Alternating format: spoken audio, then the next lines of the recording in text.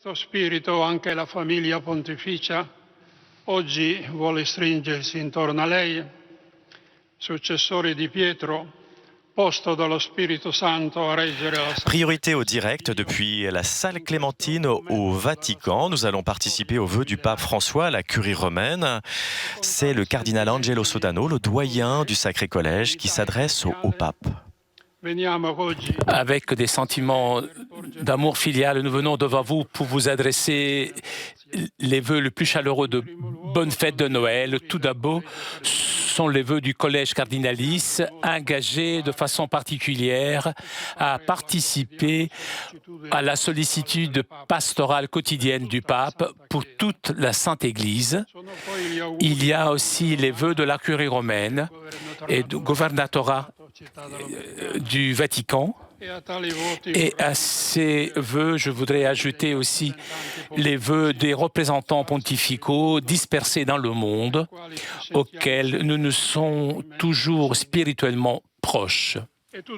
Et tous ensemble, nous voudrions vous remercier pour l'exemple que chaque jour vous nous donnez d'un service généreux à la Sainte Église. L'année qui vient de s'écouler a été une année particulièrement intense avec sainteté, avec votre ministère et avec votre magistère ici à Rome et en Italie et dans le monde. Particulièrement, nous vous remercions aussi pour votre exhortation apostolique Gaudete et Exultate. Ça nous a plu beaucoup, ce titre. Avec cela, vous avez fait ressonner encore une fois dans l'Église l'appel à la réforme intérieure à la sainteté et particulièrement, vous nous avez rappelé que le cœur de chaque renouveau est l'engagement de mettre Dieu au centre de toute notre vie. Pour cela, vous nous avez dit aussi, au numéro 9, à la sainteté est le vœu le plus beau de l'Église. Nous tous, nous avons suivi votre engagement pastoral intense ici à Rome, en Italie, et lors de vos voyages internationaux. Et comment oublier, Saint-Père, l'Assemblée du Synode des évêques dédiée aux jeunes et la canonisation de Saint Paul VI. Au cours de cette année, nous avons été particulièrement proches dans votre œuvre infatigable pour la paix dans le monde et pour la collaboration entre les peuples. Sainteté, au nom de tous les présents, il ne me reste que vous remercier pour votre service pastoral si généreux et vous souhaiter de bonnes fêtes de Noël et une bonne année de grâce 2019. Merci, Saint-Père.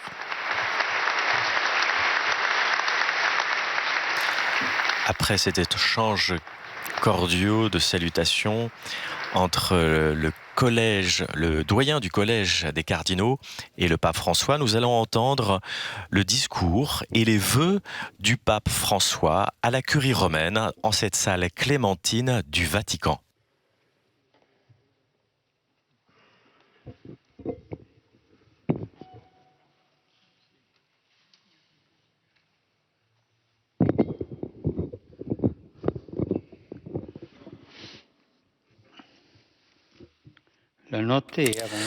La nuit est bien avancée, le jour est proche.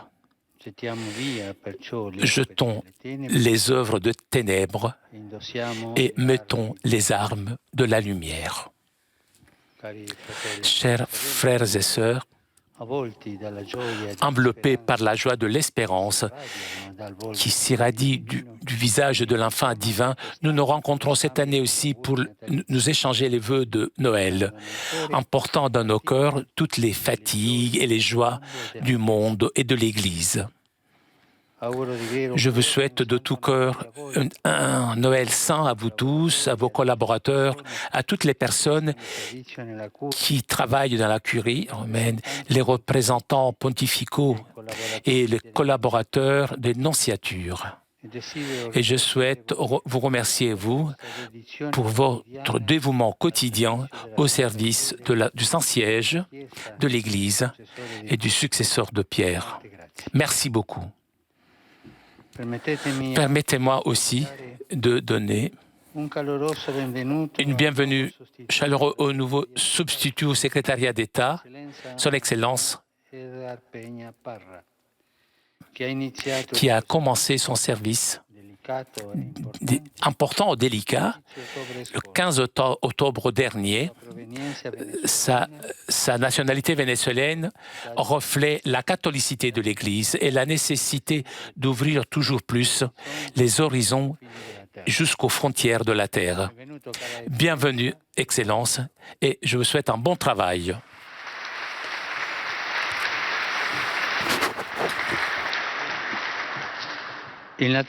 Noël est la fête qui nous remplit de joie et qui nous donne la certitude qu'aucun péché sera jamais plus grand que la miséricorde de Dieu et aucun acte humain pourra empêcher à l'aube de lumière divine de naître et de renaître dans le cœur des hommes.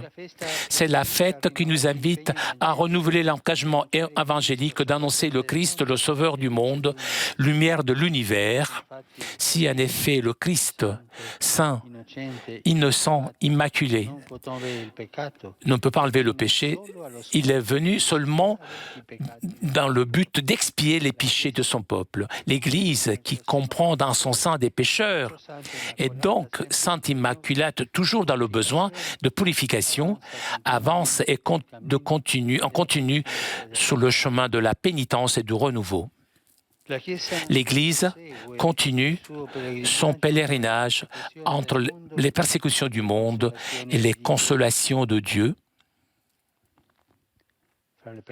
entre les persécutions de l'esprit mondain aussi, et les consolations de l'Esprit de Dieu, annonçant la passion et la mort du Seigneur jusqu'à qu'il arrive, quoi. De la vertu du Seigneur ressuscité tire la force pour vaincre avec patience et amour les souffrances et les difficultés qui viennent aussi bien de l'intérieur que de l'extérieur et pour dévoiler au monde avec fidélité, pas parfaitement peut-être, le mystère.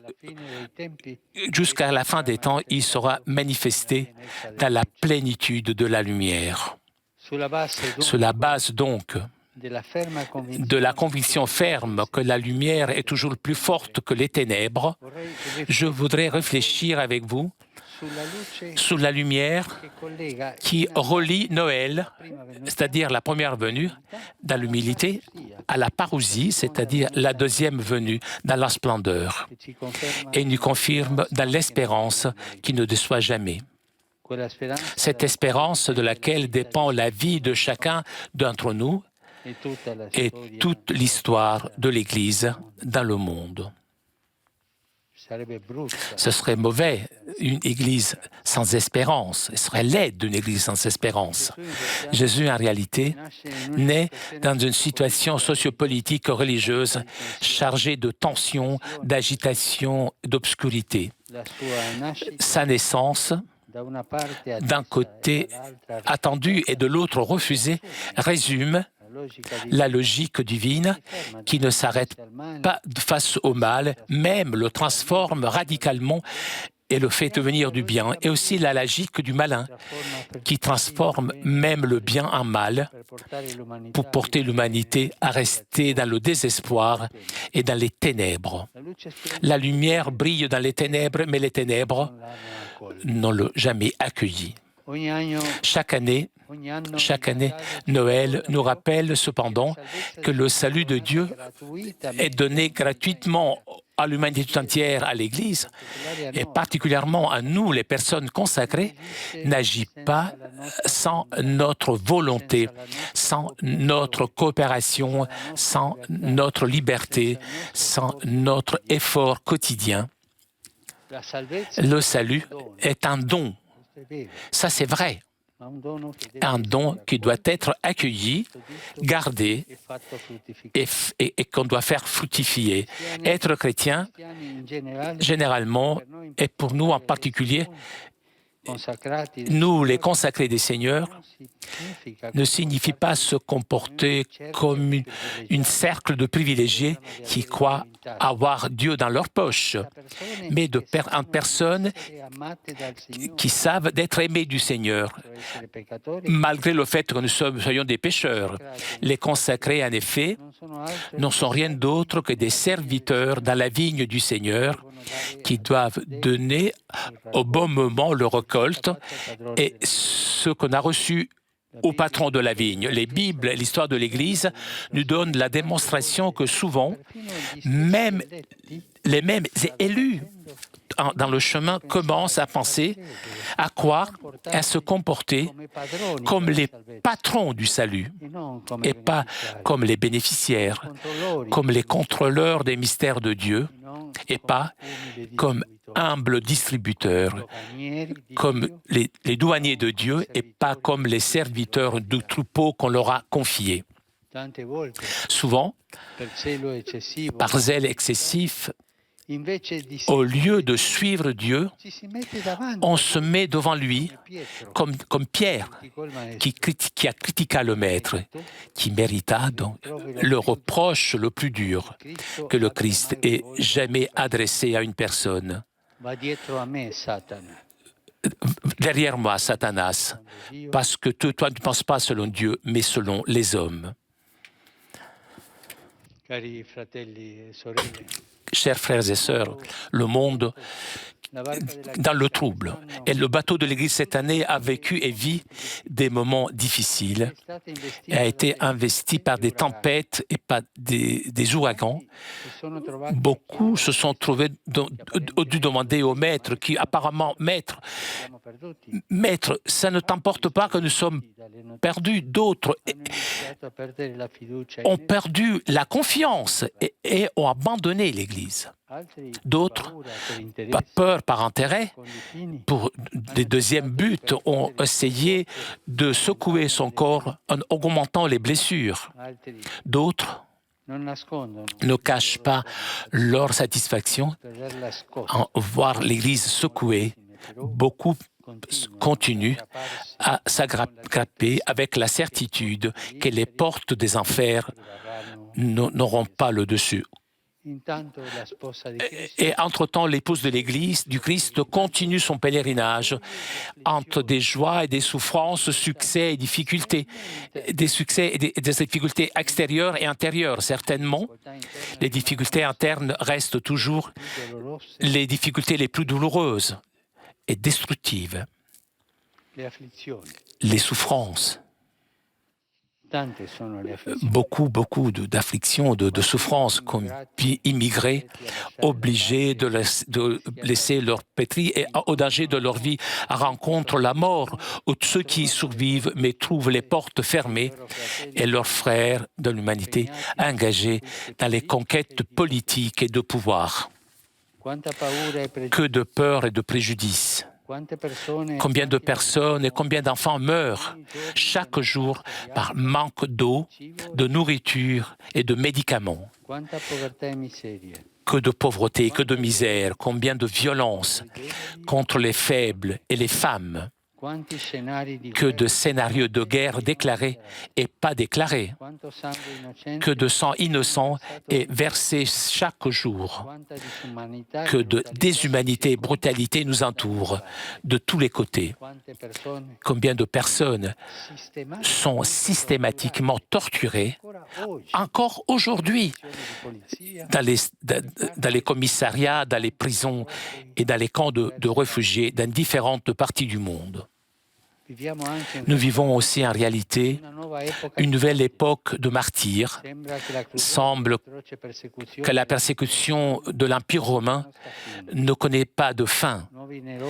Des nouveaux Nérons naissent pour oppresser les croyants, seulement à cause de leur foi dans le Christ. Des nouveaux groupes extrémistes se multiplient en visant les églises, les lieux de culte, les ministres et les simples fidèles. Des cercles vivent, se nourrissant de haine et d'hostilité envers le Christ, l'Église et les croyants. Combien de chrétiens vivent encore aujourd'hui sous le joug de la persécution, de la discrimination et des injustices dans tant de parties du monde, continuent toutefois avec courage à embrasser la mort pour ne pas renier le Christ. Qu'il est difficile encore aujourd'hui de vivre librement la foi dans tant de parties du monde où manque la liberté religieuse et la liberté de conscience. D'autre côté, l'exemple héroïque du martyr et des bons samaritains, c'est-à-dire des jeunes, des familles, des mouvements charitables de volontariat et de tant de fidèles consacrés, ne fait pas oublier le scandale de ministres de l'Église, des enfants de l'Église. Je voudrais me limiter ici aujourd'hui à 2 scandales, les fléaux des apôtres et de l'infidélité. L'Église, depuis plusieurs années, est engagée à déraciner le mal des abus qui le Christ qui n'oublie jamais la souffrance de mineurs qui ont souffert à cause de personnes consacrées, des abus de pouvoir, de conscience et des abus sexuels. En pensant à ce sujet, j'ai venu à l'esprit la figure du roi David, un oint du Seigneur, lui, dont la descendance venait l'enfance, appelé aussi le fils de David.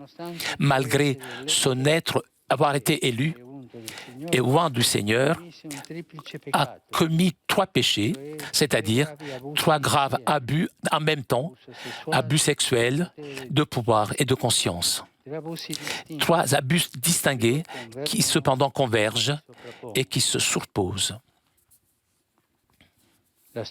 L'histoire commence, comme nous savons, lorsque le roi, tout en étant expert de guerre, reste chez lui au lieu d'aller parmi le peuple de Dieu qui se battait. David,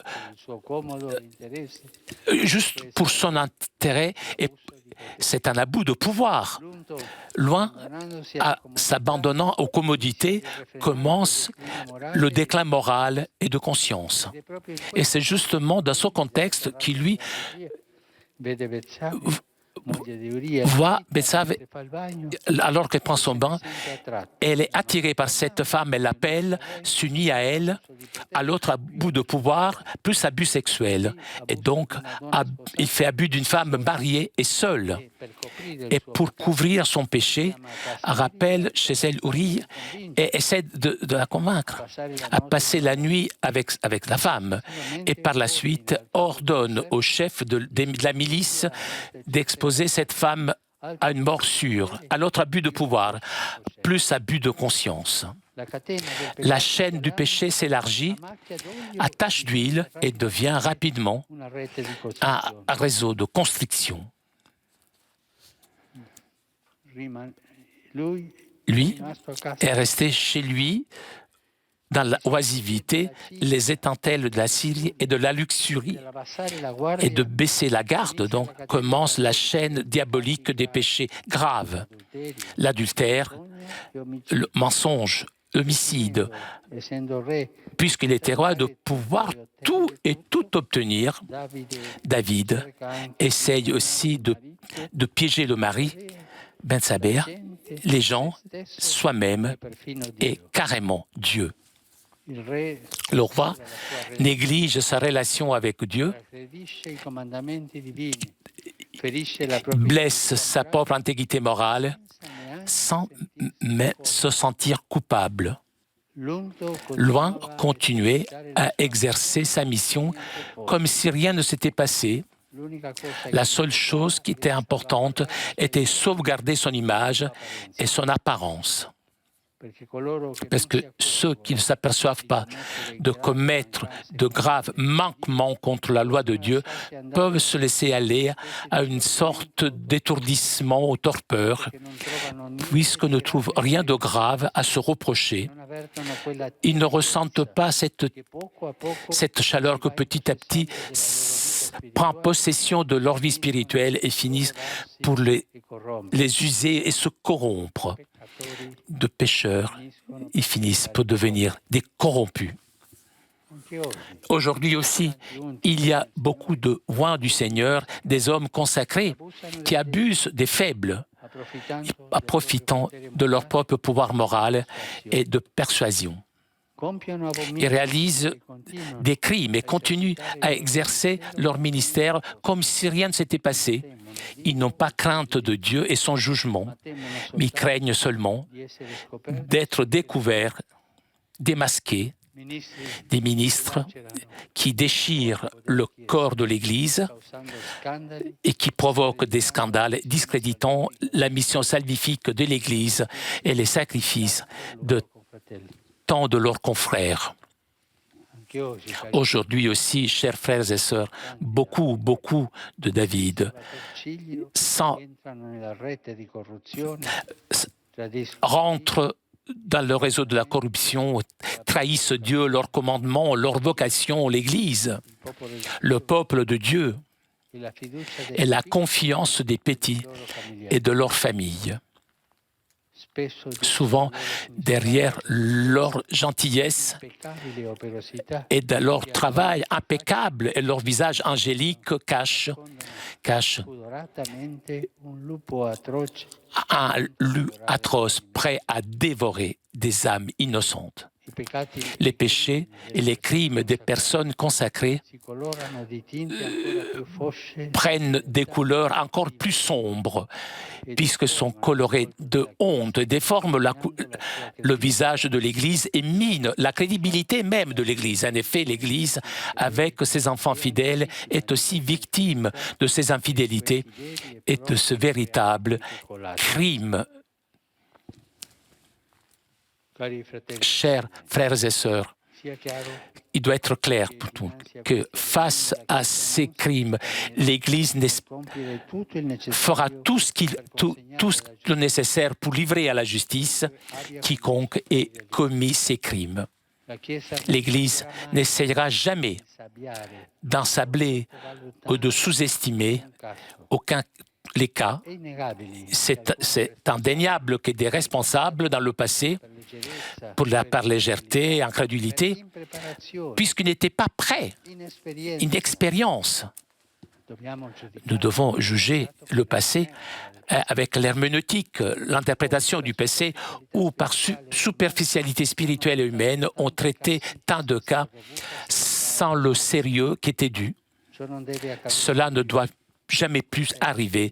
C'est le choix et la décision de toute l'Église.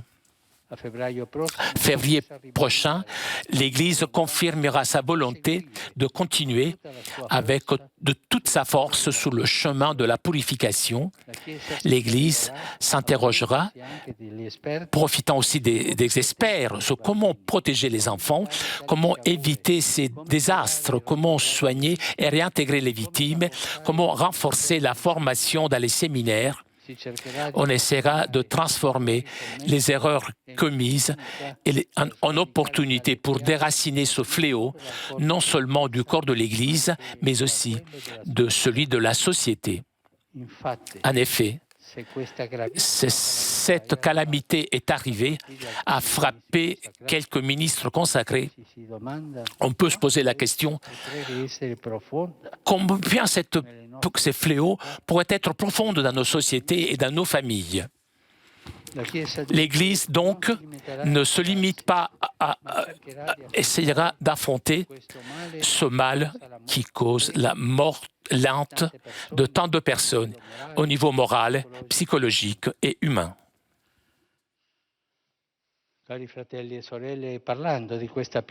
Chers frères et sœurs, en parlant de ce fléau, certains à l'intérieur de l'Église il parle de certains opérateurs de la communication, la plus grande majorité des cas d'abus qui ne sont pas commis par les ministres de l'Église.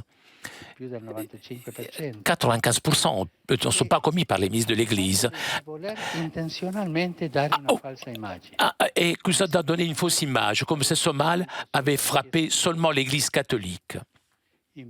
En revanche, je voudrais remercier ces opérateurs des médias qui ont été honnêtes et objectifs et qui ont essayé de démasquer ces loups et de donner une voix, de faire parler les victimes, même s'il s'agissait d'un seul cas d'abus qui représente déjà en soi une monstruosité. L'Église demande de ne pas se taire et de faire apparaître la lumière, puisque le scandale le plus grand dans cette matière est celui de couvrir la vérité. Rappelons tous que seulement grâce à la rencontre avec le prophète Nathan, David comprend la gravité de son péché. Nous avons besoin aujourd'hui de nouveaux Nathan qui aident l'état de David à se réveiller d'une vie hypocrite et perverse.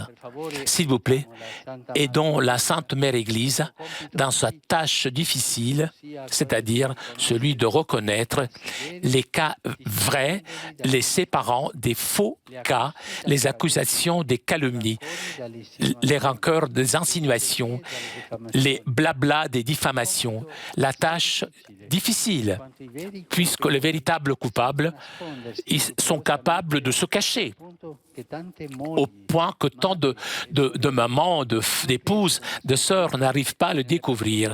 Dans les personnes les plus proches, des maris, les frères, les grands-pères, les voisins, les maîtres, les instituteurs, même les victimes, bien choisis par leurs prédateurs, souvent préfèrent le silence et carrément, à la merci de la peur, deviennent soumis à la honte et à la terreur d'être abandonnés.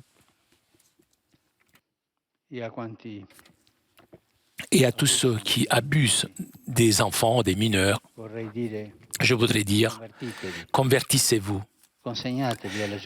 Livrez-vous à la justice humaine et préparez-vous à la justice divine, vous rappelant des paroles du Christ, qui scandalisera même un seul de ses enfants qui croient en moi, leur convient qu'il soit pendu au cou,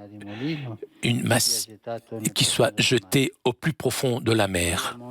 Gare au monde pour les scandales, c'est inévitable qu'il y ait des scandales. Mais gare à l'homme à cause duquel le scandale est arrivé.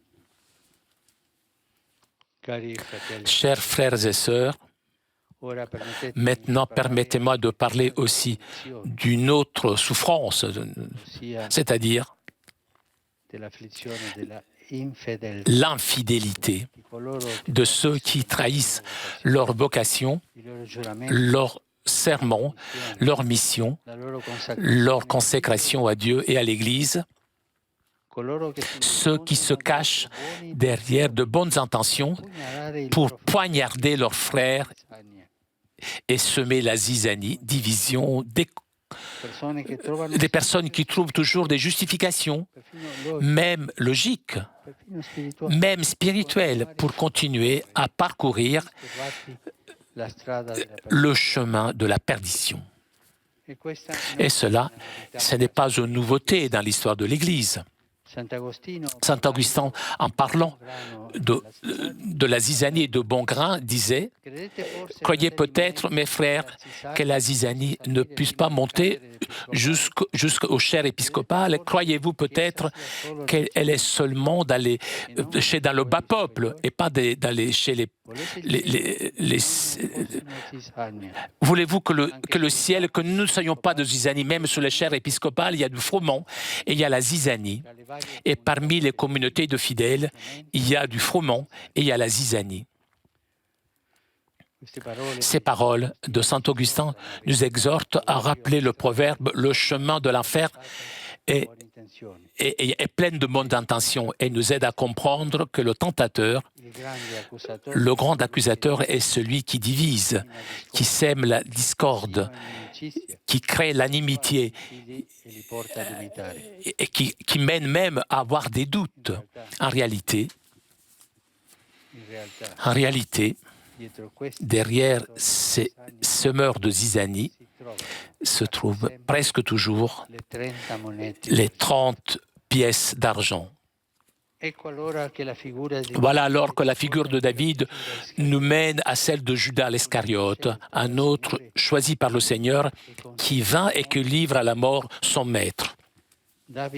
David, pécheur, et Judas Iscariote seront toujours présents dans l'Église, puisqu'ils représentent la faiblesse qui fait partie de notre être humain.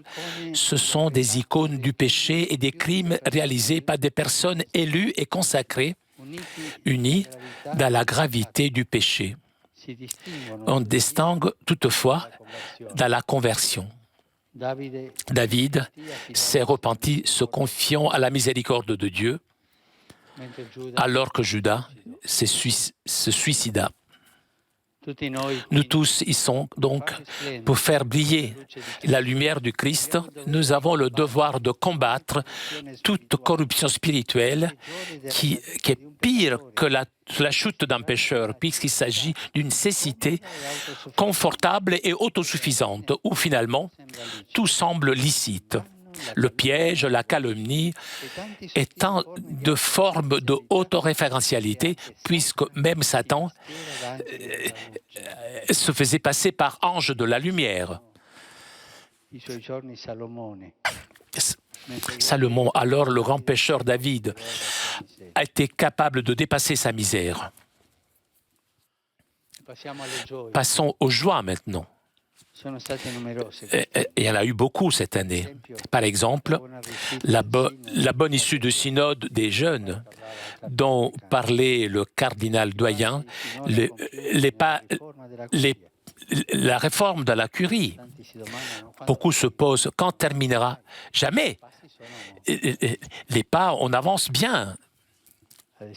Par exemple, de ces pas, les travaux de transparence dans l'économie, les efforts de réviseur général et des autorités financières, les bons résultats atteints par l'Institut des œuvres de religion, la nouvelle loi de l'État de la Cité du Vatican, le décret sur le travail au Vatican et tant d'autres réalisations.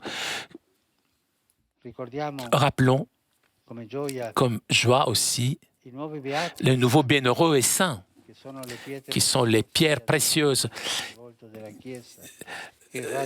qui irradient dans le monde l'espérance, la foi et la lumière. Et il faut aussi rappeler les 19 martyrs, 19 vies données pour le Christ, pour son évangile et pour le peuple d'Algérie. Des modèles de sainteté commune, la sainteté de la porte d'à côté, dans le signe de la fraternité. Le haut nombre de fidèles qui aujourd'hui, chaque année, en recevant le baptême, renouvellent la jeunesse de l'Église, tant que mère toujours féconde, et le nombreux fils qui reviennent à la maison et qui embrassent de nouveau la foi et la vie chrétienne. Les familles et les parents qui vivent la foi et la transmettent quotidiennement à leurs enfants avec le bonheur de leur amour, le témoignage de tant de jeunes qui choisissent avec courage la vie consacrée et le sacerdoce. Véritable raison de joie est aussi le grand nombre de consacrés, hommes et femmes, évêques, prêtres, qui vivent quotidiennement leur vocation en fidélité, silence, sainteté. Ce sont des personnes qui illuminent l'obscurité de l'humanité avec leur témoignage de foi, d'amour et de charité. Des personnes qui travaillent avec patience pour l'amour envers le Christ et son évangile au profit des pauvres, des oppressés et des derniers, sans chercher de se mettre sur les mêmes pages de journaux ou d'occuper les premières places. Des personnes qui, en tout quittant et offrant leur vie, portent la lumière de la foi là où le Christ est abandonné, assoiffé, affamé, prisonnier, nu. Et je pense particulièrement aux nombreux curés qui offrent chaque jour des bons exemples au peuple de Dieu, des prêtres qui sont proches des familles, qui connaissent le prénom de tous et vivent leur vie dans la simplicité, la foi, zèle, sainteté et charité. Des personnes oubliées par les médias, mais sans lesquelles régnerait l'obscurité. Chers frères et sœurs, en parlant de la lumière, des souffrances de David, de Judas, je voulais mettre en évidence la valeur de la conscience que l'on doit transformer en un devoir de vigilance et de garde de la part de qui, dans les structures de la vie ecclésiastique, est consacré, exerce le service de gouvernement. En réalité, la force de toute institution ne réside pas dans l'être composé par des hommes parfaits. C'est impossible. Dans sa volonté de se purifier continuellement, dans sa capacité de reconnaître humblement les erreurs et les corriger, dans son habilité de se relever des chutes en voyant la lumière de Noël qui part de la mangeoire de Bethléem, qui parcourt l'histoire et arrive jusqu'à la parousie. Il est nécessaire donc ouvrir nos cœurs à la véritable lumière, le Christ, la lumière qui peut éclairer la vie et transformer nos ténèbres en lumière. La lumière du bien qui l'emporte sur le mal, l'amour qui l'emporte sur la haine, la vie sur la mort, la lumière divine qui transforme en lumière tout et tous, la lumière de notre Dieu, pauvre, riche, miséricordieux, juste, présent et caché, petit et grand.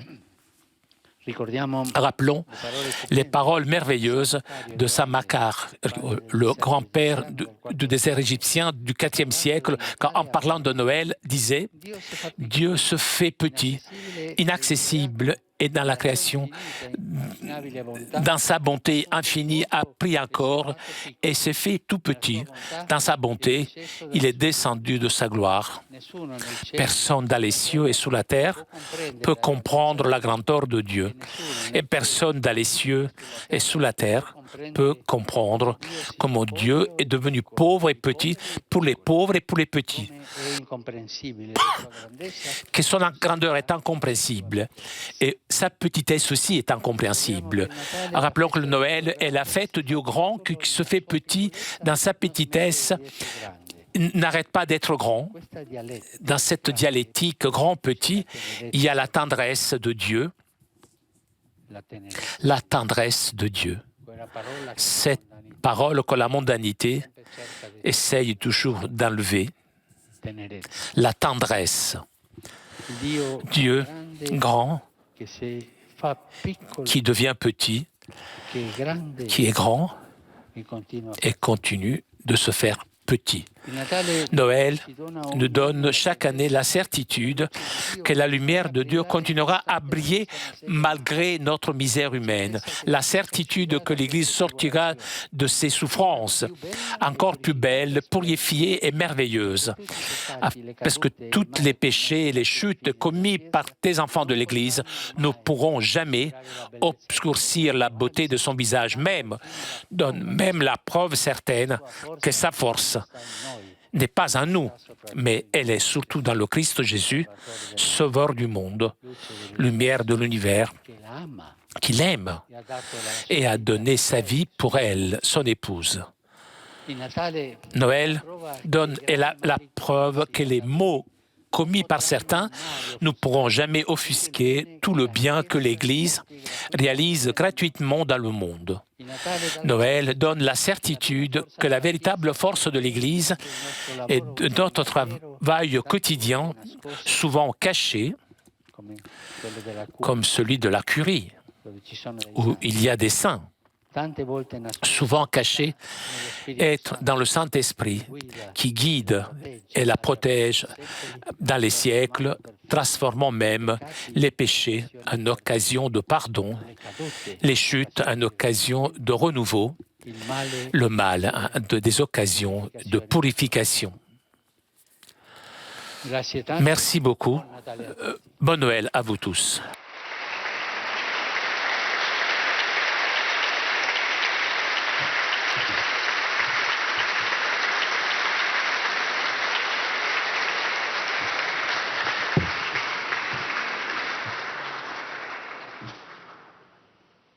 Domino Hoviscum,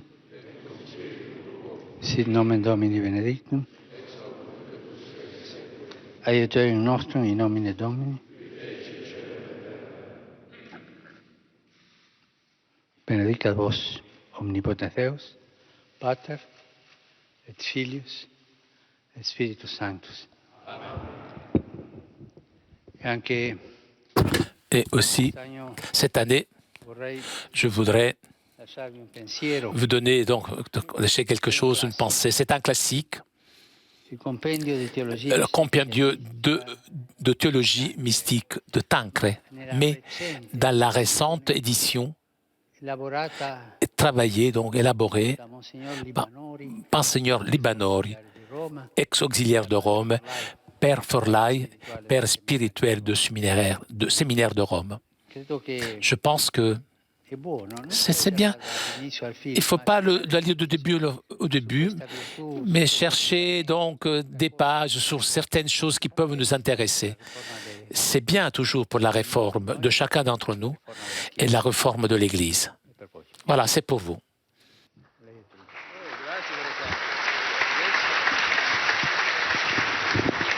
Voilà, c'était les vœux du pape François à la curie romaine. Au cours de cet entretien qu'il a pu avoir avec les personnes qui travaillent avec lui, ses collègues au Vatican, le pape a insisté sur cette fête de Noël. La lumière brille dans les ténèbres, la lumière est apportée à tous, mais nous devons coopérer chaque jour. Et le pape a bien précisé que le bateau de l'Église a vécu des tempêtes. Certains ont peur. Il y a de nombreux pécheurs, il y a aussi des personnes qui ont faim et l'injustice dans le monde est présente. Il y a aussi beaucoup de martyrs et le pape demande et appelle à tous les chrétiens de vivre dans la vérité, particulièrement face aux abus sexuels, abus de pouvoir, abus de conscience, comme a pu le vivre le roi David dans l'Ancienne Alliance. Et le pape faisait la comparaison entre le roi David qui a pu se repentir, se convertir, et Judas qui a refusé la conversion et qui s'est suicidé. Le pape invite donc tous les pécheurs à se convertir et il a terminé donc en nous mettant en lumière les points positifs de cette année, le synode, la réforme de la curie qui ne sera jamais terminée, et les nouveaux bienheureux et saints qui ont été signes d'espérance au cours de l'année. Le pape va continuer à saluer tous les cardinaux et tous les membres du collège qui travaillent avec lui. Et donc le pape va quitter la salle Clémentine dans quelques instants pour pouvoir retrouver tous les employés du Saint-Siège et du Vatican dans quelques instants, où il va pouvoir aussi s'adresser à chacun d'entre eux au cours de cette célébration qui va commencer à midi, dans quelques instants. Donc nous allons quitter cette salle Clémentine pendant que le pape continue à saluer les uns et les autres. Et nous nous retrouvons à midi sur KTO pour les vœux du pape aux employés. Je remercie tous ceux qui nous ont permis de réaliser cette émission en direct. Je remercie Flavio Esposito pour son interprétariat, à Julien en régie, à Vatican News pour ses images. Rendez-vous à midi pour les vœux du pape aux employés du Vatican.